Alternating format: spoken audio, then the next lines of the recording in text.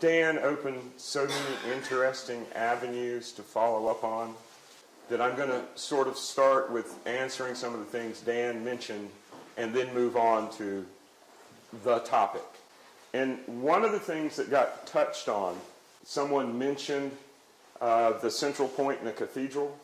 Every Gothic cathedral contains a plan that's called an ankh. This is the Egyptian symbol for life. It's also the symbol for Venus, and why the ankh and the symbol for Venus are important in magic and alchemy and so forth is that the symbol for ankh or Venus contains all the sephiroths on the tree of life, the Kabbalistic tree of life, without distortion or without leaving any out. If anyone is familiar with zero-point energy, you will also notice, if you studied the physics, there is something called a Model G brucillator, making from the guy who invented its name for what the process is. What makes the ether Model G brucillator so important is that it describes how ether, which is the substructure of all recognizable physics, ether is processed along the crossbars, which would be these two sephiroths here, and it goes through a series of stages that correspond to the top of the ankh, and then when the process is complete, hydrogen atoms come out the bottom.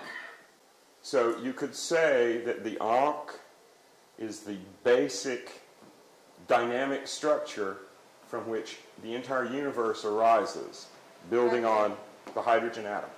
Essentially taking what's immaterial, what can't be proven by science to exist, the ether, and making the real or the manifest, which can be proven. The Gothic cathedrals contain 3 trees of life, and they all interpenetrate at the center point. You'll notice that most Gothic cathedrals have 2 towers. That's the side pillars of the tree on the front of the church. And the doorway, or the center portal, particularly in Notre Dame, is the entranceway through earth, or Malkuth. And the eastern, usually curved, like in Notre Dame, is Kether, or the spirit crown point. So if you walk into a cathedral, you go from earth to heaven as you walk the length of the cathedral. It's interesting, Vincent. I don't know if it's just from a practical standpoint, but living in Europe, I've noticed it more and more, whether it's in Munich or perhaps Notre Dame, I'm not sure. The cathedrals, they don't allow people to enter the cathedrals anymore through the main portal. Maybe because it's just too big of a deal to have open, but you're always going in and shuffled along if you want to go to the cathedrals from some little side door. You have probably nothing more than just practicality on that or anything. Usually the main door is where all the artwork is. Yeah. And you don't want tourists scrubbing your 800-year-old artwork. Right. Yeah, what Dan is pointing to, the anode making hydrogen, is the process that is mathematically and descriptively this. In other words, you go through here, get recursive, and it comes out as an atom. Perfect. This is the sun point, the center point, also known as Tiferet. At that point, you have another tree going up. And below this point is the crypt where the Black Madonna is kept. And that's the Malkuth, or earthing the energy point of the tree that's going up this way. This is where the priest goes, or did. Now they've moved to different places. But this was the original point where the altar, where the magic happens. And that's because that's the Tiferatic sun focal point of the lateral tree and the vertical tree. And if you look at Notre Dame in particular, if that's the Tifereth point, then you have a line going up this way. The buttresses are here, the top is here, and then Notre Dame has a spire making the Kether point on the top of the church. Gothic architecture is also called ogival, because of the arches of the buttress. This is east. This is west, south, north. How is the name of the point from this arch is? Well, these are the upper side path points. No. Hesed, mercy, Kibura, strength. Okay, those of you who are Catholic and you remember crossing yourself between the heights and the depths, between Kether and Malkuth, between compassion and power, I am centered. I'm at that point. I'm at that point. So every time in Mass you cross yourself, you're aligning your body with the trees in the church. If anybody goes to Mass tomorrow for Easter, you may notice that there's something very strange going on when they do their hoodoo magic. I liken it to someone discovering a chemistry lab book and trying to enact the experiments without understanding chemistry just from the lab book. Now, the Tree of Life fits in exactly with what Dan is talking about. It's formed from a tetrahedron, a cube, and then it tilts up into a dodecahedron. So this end of the cathedral, that's the dodecahedron. This is the cube, or the place where all the energy is incubated. And this is the direction that the energy is flowing from outside into the cube, up into the dodeca. Okay, in Notre Dame, the south, which gets the most light, and the west, which gets a very special kind of light, have alchemical stained glass windows. It's possible to sit in this center point and watch the sun come around. And as the angle of the sun changes, the spiritual experience of the person in the center changes, which is why the monks would pray 6 times a day. So you could catch morning, middle of the day, vespers, end of the day, midnight, and back to morning. Okay, that's finishing up on the cathedral question from earlier. To use one of Dan's sort of green language puns, a cathedral is nothing but a big cathode looking for an anode.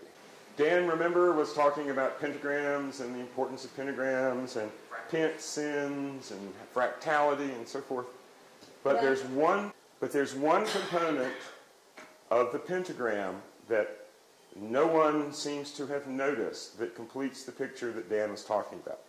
Now, mathematical fourth dimension, keep in mind, time is not a dimension, it's a direction of entropy. But the mathematical fourth dimension has a set of solids that we can mathematically describe that expands on the 5 Platonic solids in 3 dimensions. And the fourth dimension has the most regular solids of any mathematically defined dimension. Dimensions higher than fourth dimension only have 4 regular solids. 3 dimensions have 5. And the fourth dimension has 6 or 7, depending on exactly how you want to count them. Just like the tetrahedron is the simplest building block of 3 dimensions. And as we saw on the Tree of Life, it's at the base. It's where we are. It's the spark of life. And in 3 dimensions, all the other solids can be generated from the tetrahedron. So we can think of a tetrahedron as being the crystal of all 3-dimensional solids. In 4 dimensions, the analog of the tetrahedron is called a pentatope. And it's basically a tetrahedron with another tetrahedron stuck on each of its 4 faces, which is why it's called a pentatope, because there are 5 tetrahedrons in it. Now, if you take a model, a wireframe model of a pentatope, you assign the axis so that the tip here is at the top, and then you begin to tilt it in our magical 32-degree tilt, and if you shined a light through it with the first 32-degree tilt, you would see the top shadow. And then as you continue moving it around the shadows, then the shadow formed from all 5 of those tilts is a pentagram pentagon. Now this is the key to all magic.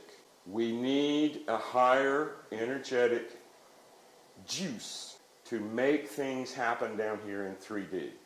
If I'm trying to invoke energy into my material to make it come alive so we can transform it, then we draw a pentagram, and we use, as we draw the pentagram, the exact symmetry angles that we see on the top, which, as you can see, corresponds to the interior lines of the pentagram.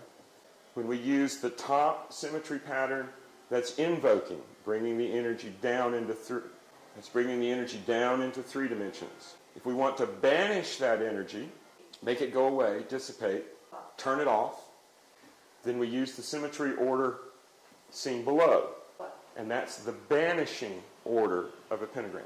Remember, hex fixes, pent sins. And I'm sure Dan has some images of the Fractal Cascade. He showed us some this morning. So what you're doing when you draw an invoking pentagram is you're setting up, you're going to love this, a heterodyne cascade pattern from higher to lower. Now you notice there's a hex in the center. Okay. We think of reality as being solid and real, hex. And the pent is something extra spiritual, really doesn't touch us. But as Dan has been talking about, there would be no there. There would be no life in the hexagram without this cascade of energy from a higher dimension into our dimension. I hesitate to ask the question only because it's a diversion in a way, but it's tied in. You could say, no, I don't want to go there. But, of course, you can't help us in America looking at that pentagram and thinking of Washington. You don't want to go down that road. We've actually done lots of magic with the Pentagon, unbeknownst to the government. Yeah. And it works the same. Is there a reason they made it that way? Oh, yes. Oh, yes. The founding fathers. They didn't, founding fathers didn't make it. Here's the fractal. Oh, that's my finger. Look at that. That's me pointing to it. This is Vincent showing me this 25 years ago. This is the Pentagon. And what we did was we stellated it and found these points. And we banished the military-industrial complex in 1992. And we had 8 years of peace and prosperity. And right about where my finger is pointing is where the plane hit the Pentagon. And they broke open the Pentagon and all hell broke loose, literally.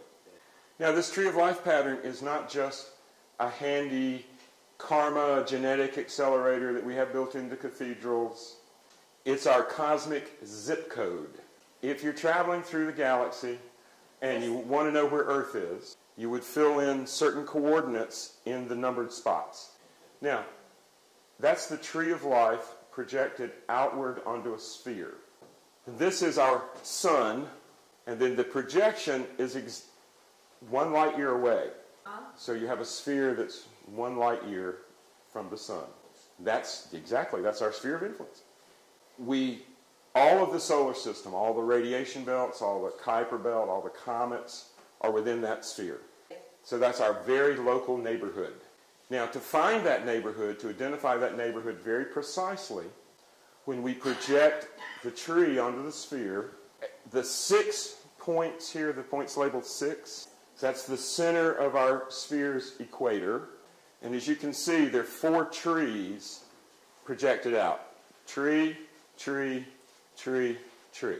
Those 4 projected 6-point sun points projected on the sphere contain the 4 bright stars on the ecliptic or celestial equator. The top Kether point is straight in the middle of the great dragon. And in Greek astrology, Draco, the great dragon, covered the entire zodiac.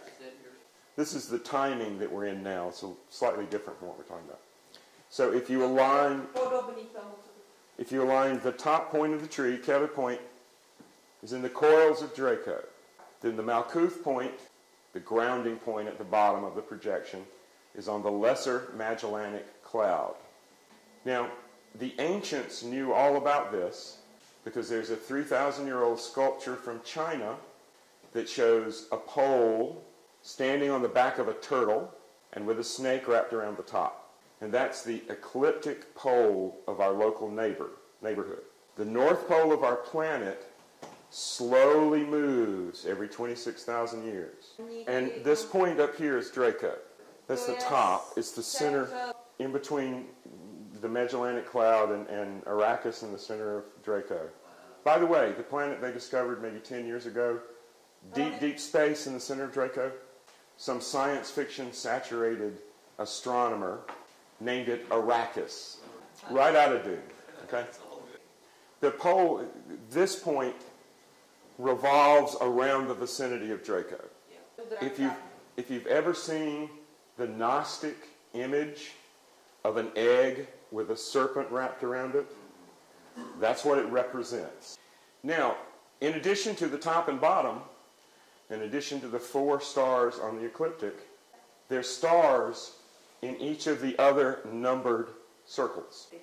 So if you wanted to find Earth, you would plug in all the star coordinates, all 26 of them.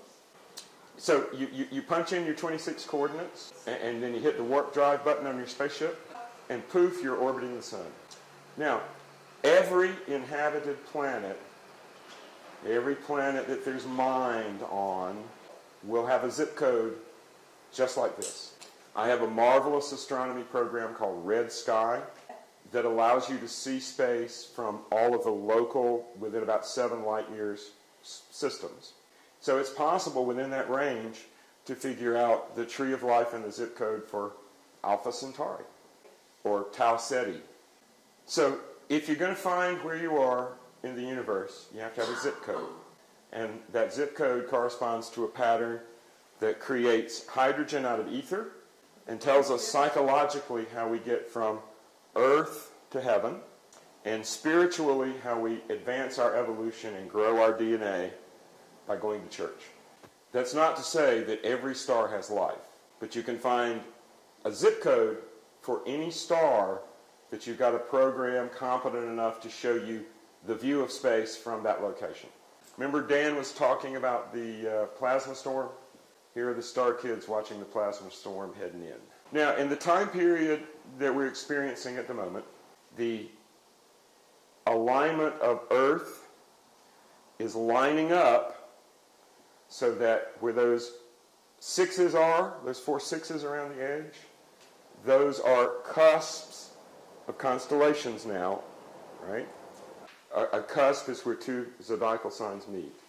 And as this comes into alignment, it creates something called the cube of space. The cube of space was exact just a few years ago. It's still so close to being exact that it'll be probably another decade before it's noticeably shifted. On roughly the equinox in 99, fall equinox of 1999, which is when the cube of space most closely matched the alignment from here on Earth, this is the alignment I was talking about. This is one pillar, this is another pillar, third pillar, fourth pillar. And that's the edges of the cube. Okay, as it becomes closer on alignment, on the moment that from Earth it was most exact, the sun, under the pressure of this incubating wave, started exploding and flaring in a manner that we have never recorded before. That's a plasma storm that happened on the fall equinox 2002. And if you'll notice the geometry, this looks like Dan's ghost. So, on the fall equinox 2002, some great energy erupted from the sun and spread out into this 1 light year bubble called our neighborhood. So Dan was talking about the 9 stages. There are always 9 stages. That's the Sephiroth here, the lower 9 Sephiroth. And the 10th, the Kabbalah says, 10 not 9, 10 not 11. The 10th is the field that you can see if you go back to the envelope. It's the envelope. Okay, these are 2 illustrations by my wife Darlene for a book we did for Dan that Never made it any further, and we've been using them for years as fun illustrations. The one on the right is about bliss. See the little girl dancing in the labyrinth. And the one on the left shows the compression waves being squeezed, create the holy grail of language. Now, I'm going to save a couple of things until my next opportunity. And since we're just running along quite nicely with the Enochian stuff, we'll stay with that. This is another illustration from my wife, and this is what the Ophanum looked like to her when we invoked them from the mountaintop in Sedona. And again, that's how you steer the tornado, how you become a whirling one. Now, in Kabbalah, in Kabbalistic Magick, there are four-letter names for the divine powers. And these four-letter names can be mapped, because they only use 8 letters, onto an octahedron, onto the surfaces of an octahedron. Now, as you vibrate the names in a direction to activate them, the octahedron spins just like the old typewriter balls on an IBM Selectric would spin to get the right letter. Now, as they spin and stamp the name as you vibrate onto the space in front of you, it creates a hypercube. Medieval Kabbalists were not supposed to know about hypercubes, were they? Because they supposedly didn't have the mathematics to make them. But they arrived at a symbolic construct that combined the octahedron and the cube in such a way that the projected letters create the outer form of the hypercube. And you can see, here is the octa creating the cube, and that's spinning, and as you vibrate, you're pushing the faces of the cube out to create a hypercube. Now, they weren't doing this mathematically. No one understood the mathematics. Click on EOH9. But John Dee, our foremost mathematician of the 16th century, discovered this form, which is the three-dimensional cross. If anyone has seen the Salvador Dali painting of Jesus crucified on the hypercube, this is very easy to imagine. You just simply take a cube and put another cube on each of the faces. Just like you take a tetrahedron and put a tetrahedron on each of the faces. Now, the Kabbalists had already worked this out by the time of Jesus. The four-letter names and how they're projected is roughly 2,000 years old. Dr. Dee came up with the idea of the projected three-dimensional cross from a manuscript called The Consecrated Book of the Little Black Venus, which had a very strange construction of the seal with which you would invoke this particular Black Madonna, Black Venus, center of the galaxy goddess. And Dee, understanding the mathematics, was able to put the seal together, take it from 2D, and fold it into 3D. And when he was through, this is what he had. We don't know where the book originated from. We only have it in one handwritten copy that was probably made by Francis Garland, William Shakespeare, right here in Prague. Did you say Francis Garland, or was that If you missed my lecture yesterday, I revealed Shakespeare's secret occult alchemical identity as Francis Garland. No, his given name was Guillaume Shakespeare. That's what it says on his baptismal record. Okay. But in traveling around for a spy for Queen Elizabeth and visiting Dee and Kelly, John Dee gave him the name, the nom de plume, Francis Garland. And there were brothers of the Garland. Brothers of the Garland for the group of spies and students and couriers. And this is an earlier form of saying we're Rosicrucian brothers, because the idea of calling them brothers of the Garland comes from the famous painting by Dyer that arrived here in Prague in 1586. It's called Festival of the Rose Garlands. It's still here over in the Sternberg Palace. Francis Bacon was Francis Bacon. He was a very smart man, but he was not Shakespeare. Shakespeare was not Francis Bacon. He wasn't Edward de Vere. He wasn't William Stanley. He wasn't. He was William Shakespeare. The reason why we have the possibility that he could be this person and he could have this person is that a huge period, a 9-year period in Shakespeare's life is just missing. And the Shakespearean scholars try to fill that up with explanations for how he could have went from being a semi-illiterate peasant boy, which he wasn't. He had a great grammar school education for the time. How he could have gone from that to being the playwright. Shakespeare left Avon soon after the birth of his twins and disappeared for the next 9 years. And when he reappeared, he was an accomplished poet, and the very first poem that he published, Venus and Adonis, is a tantric explication of alchemy. So people try to fill that in by saying, oh, he was Marlowe, or he was Bacon, or he was De Vere. This article that he has up on the screen is in this month's Atlantis Rising.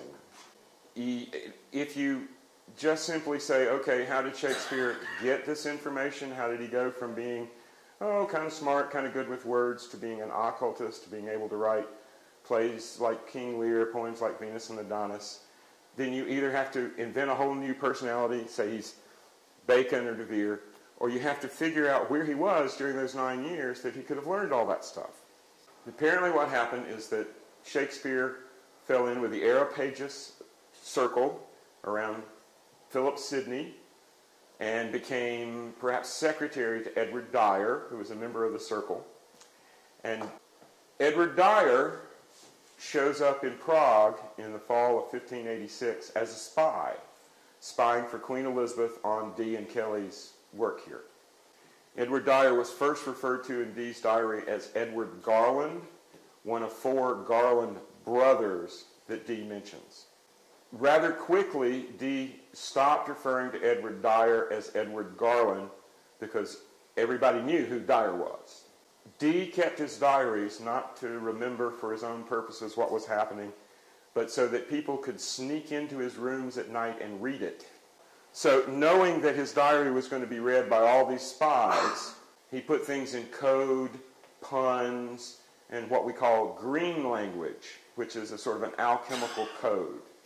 So the 4 brothers Garland are the original Rosicrucians, because they're brothers of the Rose Garlands. Francis Garland appears in Dee's diaries over 9 years, the exact period of time that we're missing in Shakespeare. And there is no record in any of the civic records of the time period of anyone named Francis Garland doing anything, graduating from anything, being paid for anything, writing anything. Francis Garland as a name exists only in Dee's diary. And in all those 9 years, there is no specific date that we know Francis Garland was with Dee, that we know Shakespeare was somewhere else. Prague is the place where Shakespeare learned magic, learned symbolism, learned esotericism, learned about court rituals.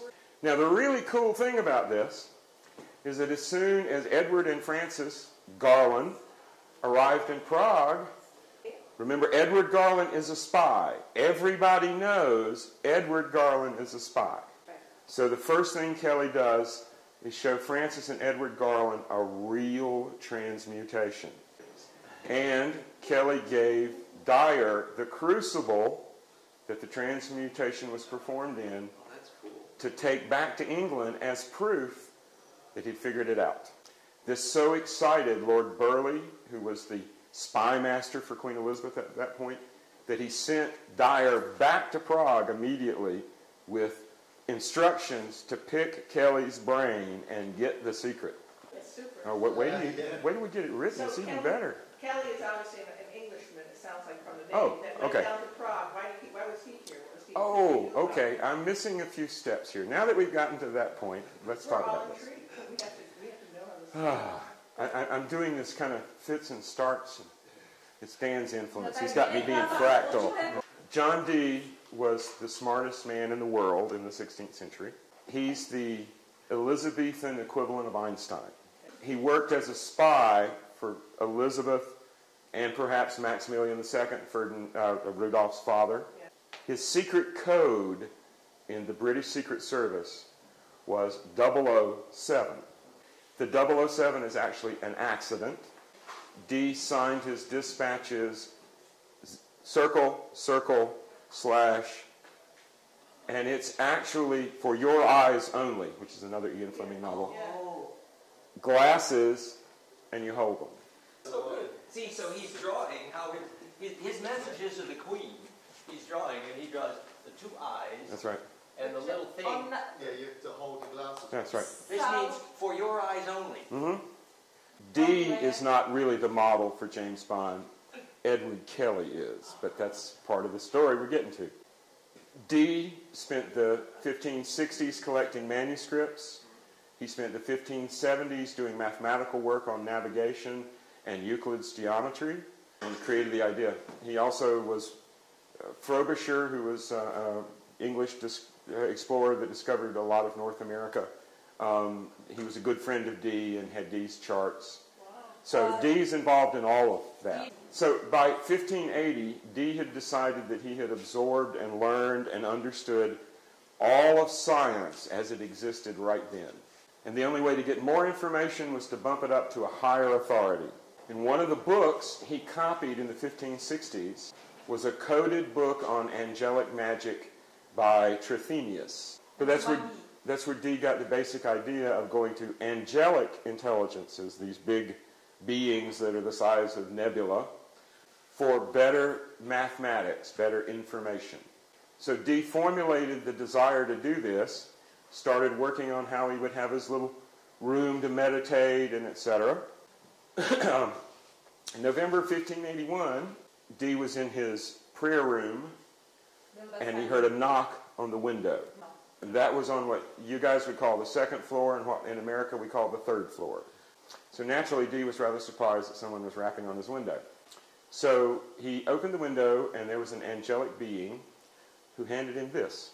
And the angel handed him the stone in which a clairvoyant would be able to contact the angels and see images. Dee tried several different people, his footman, among other people, because he couldn't see any images in it himself, and neither could his servants, the children around.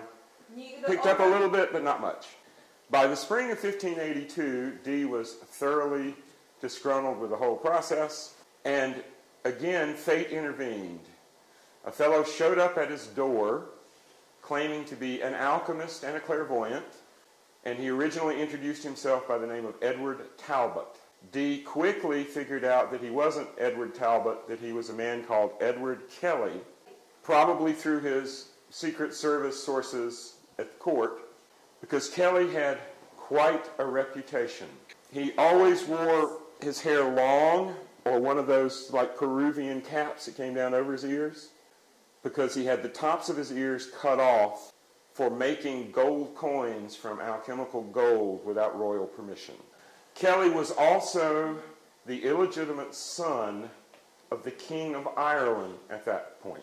When in his youth, he was sent from Ireland to the south of France to stay with related families. And the families are all Catharist. They're all part of the Cathar movement.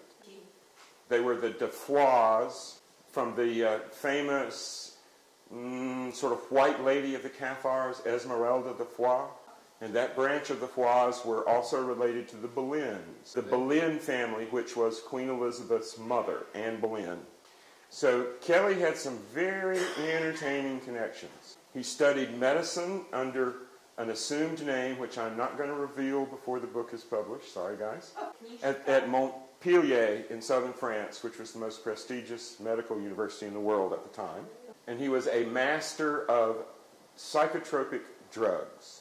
He was probably involved in the situation in the 1570s with Elizabeth falling in love with the Duke d'Alençon, because everybody in the court reported that Elizabeth was out of her mind for about a year. Kelly had access to the Queen through the court musicians, so it's entirely likely that his knowledge of herbs, drugs, etc. was put to good, how shall we say, security uses. In the late 1570s and about 1580s, 1579, 1580, Kelly was involved with the Duke of Northumberland, the wizard Duke of Northumberland, and he apparently blackmailed the Duke for a small vial of the powder of projection and an ancient manuscript that no one could read. Yes, that's the same one. The cover story was that he had found both the manuscript and the powder at Glastonbury, but he didn't. He blackmailed the Duke of Northumberland to give them to him. It's rutilated quartz. It's quartz with mineral inclusions. It looks black here, but that's the mineral inclusions. It's smoky quartz so that it's dark if you look at it. But if you hold it up to the light, you see these streaks of minerals to it. And it also has internal fractures that create these incredible rainbows as you hold up to the light. The powder of projection didn't work. It was not the right substance. But it gave Kelly the clue that he needed to actually create the powder of projection here in Prague. And the manuscript, which he originally showed up at Dee's house to sell him the manuscript. Dee didn't buy it. It stayed with him. They brought it with them to Prague and presented it to Rudolf II. We know it today as the Voynich manuscript. Now, Rudolf II was an absolute sucker for anything that looked occult and unreadable. So Dee presented it to Rudolf II at their first meeting and immediately went to the inside track for about a year before things got weird. Come up to the castle anytime. So to go back to late February, early March 1582, Dee said, well, you know, really, you have a bad reputation there, dude, and I don't want to buy your stuff, but would you mind looking in this shoe stone while you're here? And Kelly said, sure. And they went into the prayer room, the oratory, and Kelly started gazing into the crystal, and inside of 30 minutes, amazing results were beheld. Now again, Dan has one of the pages from the Voynich. The Voynich is a star map and a collection of herbs and drugs. There's actually galaxy spirals, which you can see is the path for lucid dreaming. It's like the ceiling. The curious thing about the herbs, some of the herbs in the Voynich manuscript, is they are New World. And the paper and the ink have been dated to the 13th century. So there's a mystery from the beginning with that one.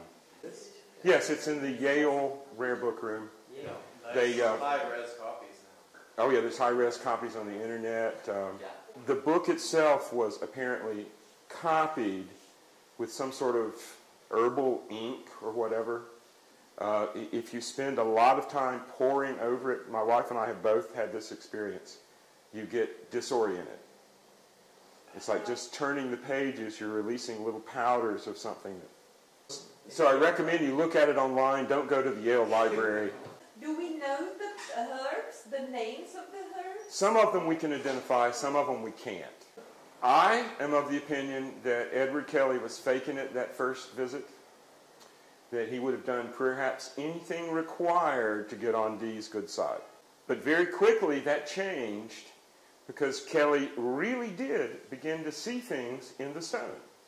Kelly actually argues with Dee, you can see it in the diaries, over the seal of Ahmet, because there are similar seals with similar names found in Agrippa, Reuchlin, and other medieval magical sources. So for the first few weeks, you can imagine Dee and Kelly kind of going, hey, who's putting who on? Until that moment in Good Friday, March 14th, 1582, when the angel squeezed him, and Kelly was hooked, completely hooked from that point on. You have to understand, Dee is writing down what's going on, and Kelly is looking and having the experience and talking to Dee. So the angels had told Kelly that he needed to learn the alphabet by the session so that he could read what the angel was going to dictate to him next. And Kelly probably thought it was a little bit too hard, or this guy is really crazy, or what the hell is going on here, and he didn't learn them. So the angel said, you will read them. Kelly went through about 20 minutes of intense pain, according to Dee, wrote it down, and when he came out of it, he could read it.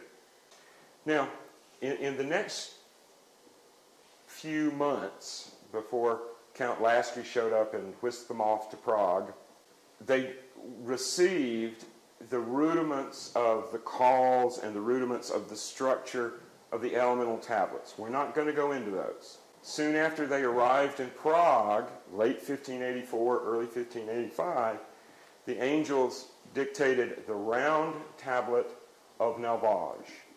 Now, the angel Nalvage said that this table was the philosopher's stone. And they didn't understand the mathematics, they didn't understand exactly how it was the philosopher's stone. But over the next year of experimentation, Kelly discovered how to use this numerical, alphabetical pattern to create a true powder of projection. Now, since we know more about mathematics and geometry, we now know that the tablet of Nalvage is describing a very unique four-dimensional solid. Okay, the 24-cell four-dimensional solid is completely unique because it has no 3D analog, because, like the tetrahedron, you can turn it inside out without changing its structure. See the octacube in the center here? The 24-cell, just like the torus, rotates through that central point without distortion or without change.